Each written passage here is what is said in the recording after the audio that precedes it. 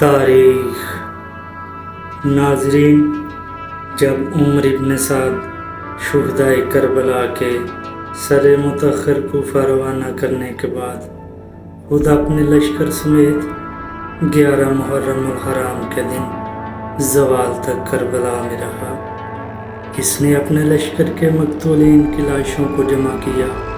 اور ان پر نماز جنازہ پڑھنے کے بعد انہیں دفنا دیا، جبکہ جوانان جنت کے سردار فرزند رسول اللہ امام حسین علیہ السلام اور آپ کے اہل بیت اور اصحاب کے لاشوں کو غسل و کفن اور بغیر دفن کے کربلا کی تپتی ہوئی ریت پر چھوڑ دیا، جبکہ مظلومان کربلا کے لاشوں پر باد صبا چلتی رہی اور صحرا کے وحشی درندے ان کی لاشوں کی زیارت کو آتے رہے۔ زوال کے بعد عمر ابن سعد اپنے لشکر کے ساتھ کوفہ کی طرف روانہ ہوا۔ اس کے ساتھ امام حسین علیہ السلام کے مستورات، بچے، کنیزیں اور آپ کے اصحاب کی بیویاں تھیں، اور یہ کل 20 مستورات تھیں۔ ان مستورات کو بے پلانے اونٹوں پر یوں سوار کیا گیا جیسے ترک اور روم کے قیدیوں کو ہانکا جاتا ہے۔ حالانکہ ان مستورات کا تعلق سید الانبیاء کے گھرانے سے تھا، اور ان محترات عصمت و طہارت کے ساتھ امام سجاد علی ابن حسین علیہ السلام تھے، جن کی عمر اس وقت 23 سال تھی۔ حضرت امام سجاد علیہ السلام کو ایسے بے پلان اونٹ پر سوار کیا گیا کہ جو کمزور اور جھکا ہوا تھا، جبکہ آپ علیہ السلام بیمار ہونے کی وجہ سے اس قدر کمزور اور لاغر تھے کہ اٹھنا بیٹھنا مشکل تھا۔ اس لشکر یزید نے آپ علیہ السلام کی اس حالت کے باوجود آپ کے ہاتھ پسے گردن باندھ دی، آپ کے ہاتھوں میں ہتھ کڑیاں باندھی اور اونٹ پر بٹھا کر آپ کے پاؤں کو اس کے پیٹ سے باندھ دیا گیا۔ امام سجاد علیہ السلام کے ساتھ آپ کے بیٹے امام محمد باقر علیہ السلام بھی تھے۔ اس وقت آپ علیہ السلام کی عمر 4 سال تھی۔ ان اسیروں میں آپ علیہ السلام کے ساتھ فرزندان امام حسن مجتبیٰ میں سے زید، عمر اور حسن مثنیٰ بھی تھے، جبکہ حسن مثنیٰ علیہ السلام کو جنگ کے دوران اس وقت اسیر بنایا گیا جب آپ 17 یزیدیوں کو واصل جہنم کر چکے تھے۔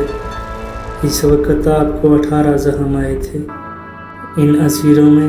امام حسین علیہ السلام کی زوجہ جناب بی بی رباب کے غلام عقبہ بن سما بھی تھے۔ جب ابن زیاد کو معلوم ہوا کہ یہ جناب رباب علیہ السلام کا غلام ہے تو اس نے عقبہ کو آزاد کر دیا۔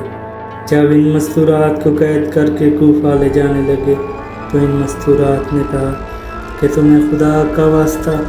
ہمیں اپنے شہداء کی مقتل کی طرف سے لے کر جاؤ تاکہ ہم اپنے شہداء کو آخری دفعہ دیکھ لیں۔ جب ان مستورات نے شہداء کی لاشوں کے ٹکڑے ٹکڑے دیکھے جن کو نیزوں، تلواروں اور گھوڑوں کے سوموں نے پامال کر دیا تھا، تو یہ دیکھ کر بیویاں گریہ ازاری کرنے لگی اور انہوں نے اپنے چہروں کو پیٹنا شروع کر دیا۔ عقیلہ بنی ہاشم جناب بی بی زینب سلام اللہ علیہا نے جب امام حسین علیہ السلام کی لاش کو ٹکڑے ٹکڑے دیکھا تو آسمان کی طرف منہ کر کے فرمایا، اے نانا محمد، خدا اور اس کے فرشتے آپ علیہ السلام پر درود بھیجتے ہیں۔ یہ آپ کا فرزند حسین ابن علی ہے جس کا لاشا میدان کربلا میں خون میں گلتان پڑا ہے، اور آپ کے بیٹے کو ٹکڑے ٹکڑے کر دیا گیا ہے، اور آپ کی بیٹیوں کو قید کر لیا گیا ہے، اور آپ کی اولاد کو قتل کر دیا گیا ہے۔ اے نانا، یہ آپ کا فرزند حسین ابن علی ہے جو آپ کی مہر نبوت کا سوار ہے۔ یہ کربلا کے اس میدان میں بے گور و کفن پڑا ہوا ہے۔ جناب بی بی زینب سلام اللہ علیہ کے یہ بیان سن کر تمام بیویاں اور قافلہ والے اسیر زار و قطار گریہ کرنے لگی۔ جناب بی بی سکینہ علیہ السلام اپنے بابا جان کی لاش کے ساتھ لپٹ گئی اور زار و قطار گریہ کرنے لگی۔ اس وقت کوئی بھی شخص جناب بی بی سکینہ علیہ السلام کو اپنے بابا کی لاش سے جدا نہ کر سکا، یہاں تک کہ ایک جماعت آپ کے پاس جمع ہو گئی اور انہوں نے زبردستی جناب بی بی سکینہ علیہ السلام کو اپنے بابا کی لاش سے جدا کیا۔ اور جب امام زین العابدین علیہ السلام نے اپنے خاندان کے افراد کو ذبح شدہ حالت میں دیکھا اور ان کے درمیان دل بند و زہرا کا لاشا اس حالت میں پڑا ہوا تھا کہ جسے دیکھ کر آسمان پھٹ جائے، زمین شگافتہ ہو جائے اور پہاڑ ریزہ ریزہ ہو جائیں، جب عقیلہ بنی ہاشم جناب بی بی زینب سلام اللہ علیہا نے امام زین العابدین علیہ السلام کو یوں غم زدہ اور افسردہ حالت میں دیکھا تو شہزادی کے لیے امام سجاد علیہ السلام کو بچانا زیادہ عزیز تھا، اس لیے وہ امام سجاد علیہ السلام کے پاس لاش امام علیہ السلام پر گئیں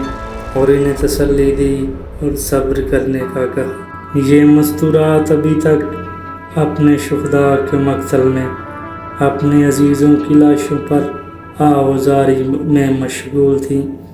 کہ زجر بن قیس ملعون ان مستورات کے پاس آ کر چلایا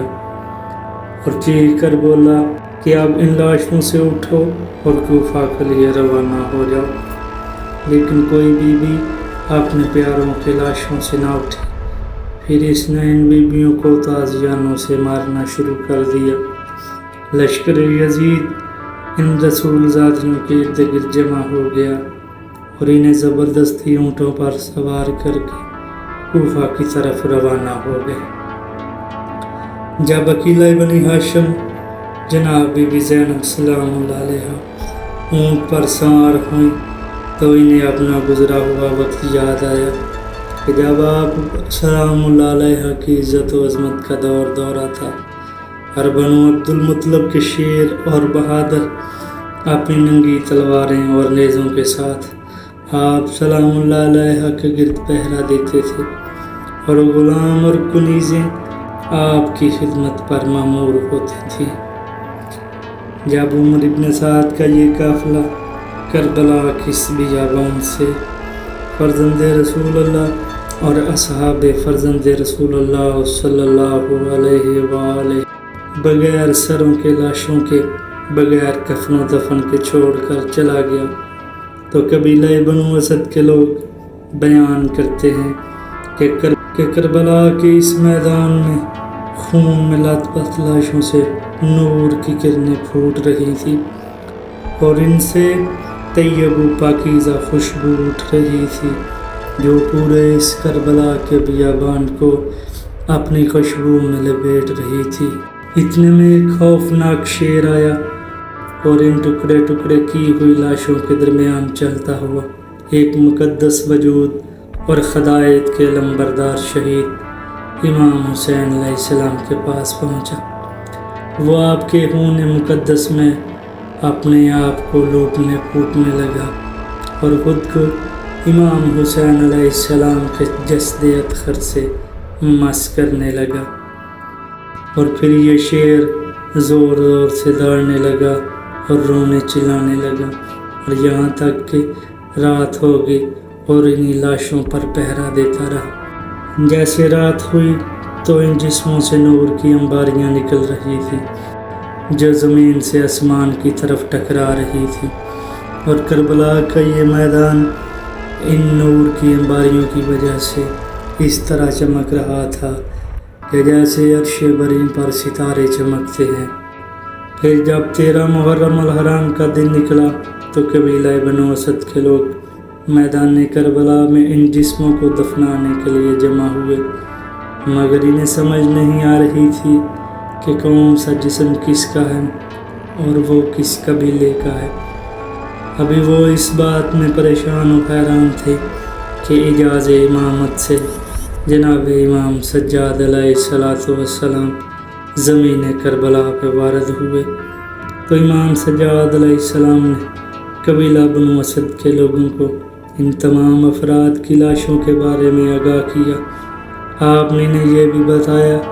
کہ ان میں بنو ہاشم کے افراد کون سے ہیں اور اصحاب کے لاشیں کون سے ہیں۔ جب آپ علیہ السلام نے قبیلہ بنو اسد کو ان تمام کا تعارف کروایا تو کربلا کا میدان ان لوگوں کے گریہ کی آواز سے گونجنے لگا اور ہر شخص کی آنکھ سے آنسو جاری ہو گئے۔ قبیلہ بنو اسد کی عورتوں نے شہداء کربلا کی لاشوں پر رونا اور ماتم شروع کر دیا اور واہ محمدہ واہ محمدہ اور واہ حسینہ کے بیان کرنے لگی۔ اس کے بعد امام زین العابدین چلتے ہوئے اپنے والد گرامی کے جسد اطہر کے پاس تشریف لائے اور آپ کے جسد اطہر کو گلے سے لگا کر رونے لگے۔ پھر آپ چلتے ہوئے ان کی قبر مبارک کے مقام پر آئے تو وہاں سے تھوڑی سی خاک اٹھائی تو اس کے نیچے سے کھودی ہوئی قبر اور شق ہوئی زری برآمد ہوئی، تو امام زین العابدین علیہ السلام نے اپنے بابا کو تنہا اس قبر میں اتار دیا۔ جب امام سجاد علیہ السلام شہید نینوا مظلوم کربلا اپنے بابا کو لحد میں اتار چکے تو ان کے کٹے ہوئے گلے پر اپنے رخسار رکھ کر فرمایا، بابرکت ہے یہ زمین کہ جس میں آپ کے جسد اطہر کو لحد میں اتارا گیا ہے۔ بے شک آپ کے دنیا سے پردہ کر جانے کے بعد یہ دنیا تاریک ہو گئی اور آپ کے نور سے آخرت روشن اور منور ہو گئی۔ آپ کے فراق میں راتیں بے نور اور بیداری میں گزریں گی۔ اے فرزند رسول اللہ، اے میرے بابا جان، اے مظلوم کربلا، میرا آپ پر لاکھوں سلام اور خدا کی برکتیں ہوں آپ پر۔ اس کے بعد امام زین العابدین علیہ السلام چلتے ہوئے اس مقام پر آئے جہاں پر آپ کے چچا حضرت عباس علمبردار علیہ السلام کا لاشا بے گور و کفن پڑا ہوا تھا۔ آپ نے جناب عباس کے لاشے کو بوسہ دیا اور فرمایا، اے خاندان بنی ہاشم کے چاند، آپ کے بعد دنیا اور اس کی زندگی برحق ہے، میری طرف سے آپ پر سلام ہو۔ اے شہادت کا جام نوش کرنے والے، آپ پر خدا کی رحمتیں اور برکتیں نازل ہوں۔ پھر امام سجاد علیہ السلام نے وہیں پر جہاں پر جناب عباس کا لاشا پڑا تھا قبر کھودی اور آپ کو بھی لحد میں اتار دیا۔ اس کے بعد امام حسین کی قبر کے بالکل قریب شہزادہ علی اکبر کی قبر کھودی اور ان کو بھی اپنے بابا کی پائندی کی طرف سپرد حق کر دیا۔ اور اس کے بعد اہل بیت کے دیگر افراد اور اصحاب کے ایک ایک گڑھا کھودا اور ان سب کو ایک ساتھ ہی اس میں دفن کر دیا۔ ادھر جب عمر بن سعد کا قافلہ کوفہ کے نزدیک پہنچا تو لوگ انہیں دیکھنے کے لیے پہلے سے جمع تھے۔ مرد بازاروں اور چوراہوں میں موجود تھے اور عورتیں اپنے گھروں کی چھتوں پر تھیں۔ جب اہل بیت رسول صلی اللہ علیہ وآلہ وسلم کا یہ قافلہ کوفہ میں پہنچا تو خواتین نے ان قیدی مستورات سے پوچھا کہ تم بیویاں کہاں کے قیدیوں میں سے ہو، تمہارا تعلق کس قبیلہ اور شہر سے ہے؟ تو قبیلہ بنی ہاشم جناب بی بی زینب سلام اللہ علیہا نے کہا، ہم تمہارے رسول اللہ کی اولادیں ہیں، ہمارا قبیلہ بنو ہاشم ہے اور ہمارے وطن کا نام مدینہ ہے۔ جب ان عورتوں نے جناب بی بی کے یہ الفاظ سنے تو تمام مرد و حضرات زور زور سے رونے لگے اور عورتیں آپ کے لیے چادریں لے کر آئیں۔ تو جب امام سجاد علیہ السلام نے ان لوگوں کو روتے ہوئے دیکھا تو امام نے تعجب اور حیرت سے پوچھا کہ اگر تم بھی ہم پر رو رہے ہو تو پھر ہمارے شہداء کا قاتل کون ہے